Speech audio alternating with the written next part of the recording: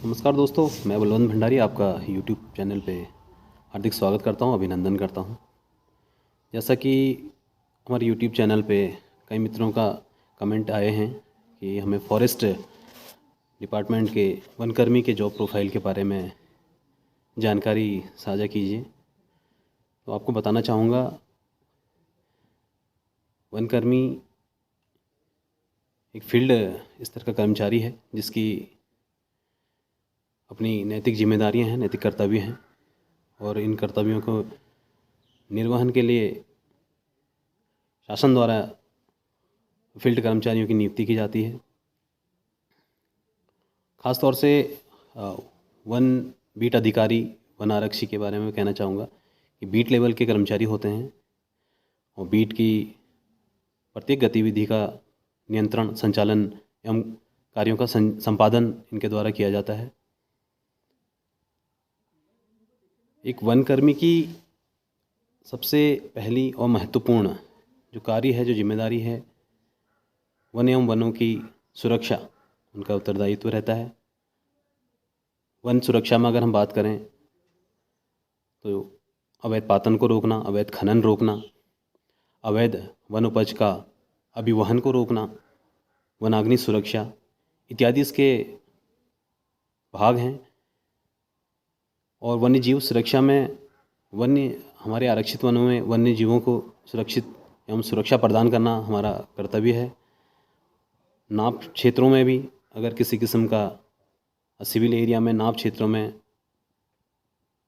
अगर कोई वन्य जीव हमारा चला जाता है तो उसको सुरक्षित रेस्क्यू करना, ये हमारा एक कर्तव्य होता है। रही बात वन कर्मचारी के प्रोफाइल की, वन कर्मचारी का प्रोफाइल निर्भर करता है कि एक वनकर्मी की नियुक्ति, तैनाती किस प्रकार के प्रभाग में होती है। जैसे कि हमारे उत्तराखंड में सिविल स्वयं वन प्रभाग कार्य कर रहा है, भूमि संरक्षण वन प्रभाग कार्य कर रहा है, क्षेत्रीय वन प्रभाग हमारे यहाँ पर कार्य कर रहे हैं,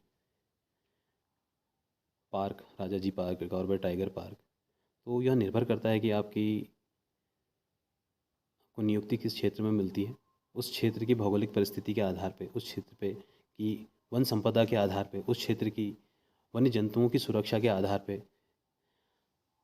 आपकी जो कर्तव्य हैं निर्धारित होते हैं।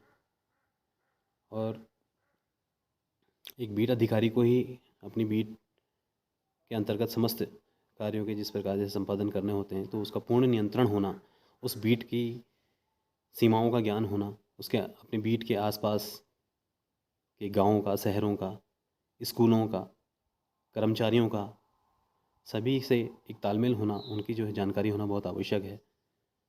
ओवरऑल अगर देखा जाए तो एक वन कर्मचारी ओवरऑल हर कार्य में दक्ष होना चाहिए।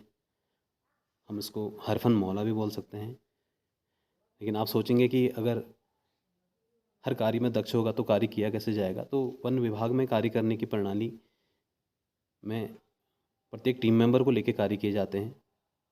हर सदस्य हमारा, हर टीम का सदस्य हमारा, हर वन आरक्षी, वन दरोगा और अन्य हमारे फील्ड अधिकारी, हर किसी की अपनी अपनी योग्यता होती है। अपनी योग्यता के अनुसार जब हम मिलजुल के इस कार्य को करते हैं तो कोई भी कार्य हमारा सफल हो जाता है।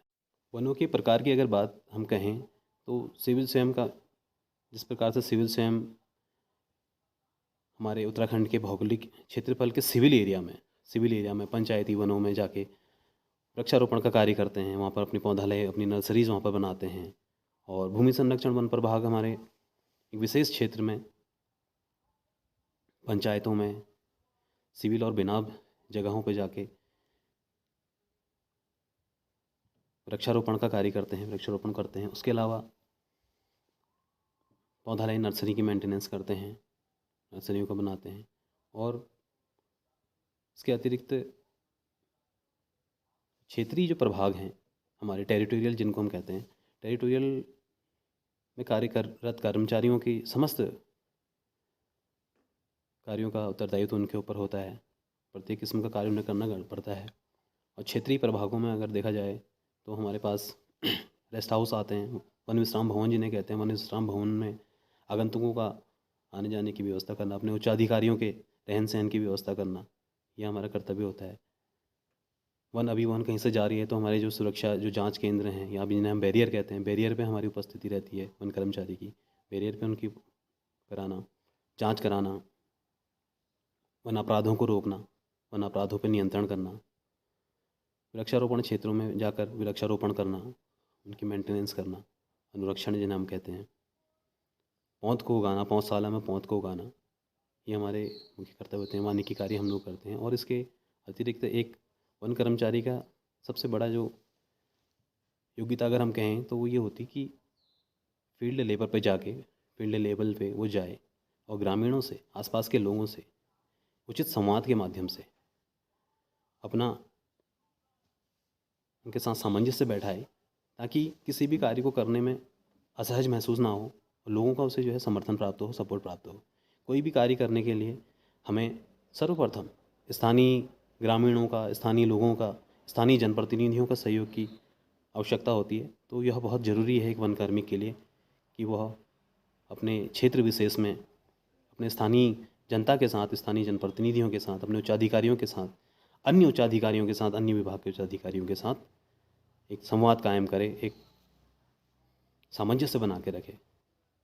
तो ये हमारी जॉब प्रोफाइल की बात रही। और अगर हम बहुत ज़्यादा अगर जॉब प्रोफाइल की बात करते हैं वन विभाग की, तो यह एक विस्तृत और बृहत एक क्षेत्र जाता है।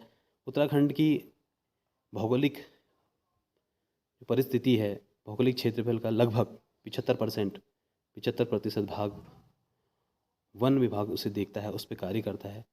तो इस पर एक हम क्षेत्र विशेष को लेके या एक कार्य विशेष को लेके कार्यों का विभाजन नहीं कर सकते हैं। क्षेत्र विशेष के हिसाब से, वहाँ की भौगोलिक परिस्थिति के हिसाब से हमारे कार्यों का विभाजन होता है। मैं उम्मीद करता हूँ कि आपको मेरी ये जानकारी